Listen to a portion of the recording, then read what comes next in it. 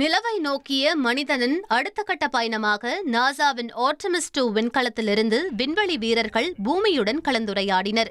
விண்கலத்தை நிலவின் சுற்றுப்பாதைக்கு தள்ளும் முக்கிய நிகழ்வு வெற்றிகரமாக முடிந்த நிலையில் தங்களது அனுபவங்களை அவர்கள் பகிர்ந்து கொண்டனர். பூமியை விண்வெளியிலிருந்து காண்பது மெய் சிலிர்க்க வைத்தது என விண்கலத்தின் தளபதி ரீட் வைஸ்மேன் நிகழ்ச்சியுடன் கூறினார்.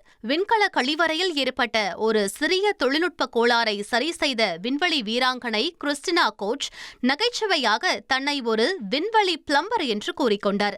முதல் முறையாக விண்வெளிக்கு சென்றுள்ள கனடா நாட்டு வீரர் ஜெரமி ஹான்சன் தான் ஒரு சிறு குழந்தையைப் போல் உணர்வதாக தனது மகிழ்ச்சியை வெளிப்படுத்தினார். இனி செல்லும் இடமெல்லாம் செய்தி.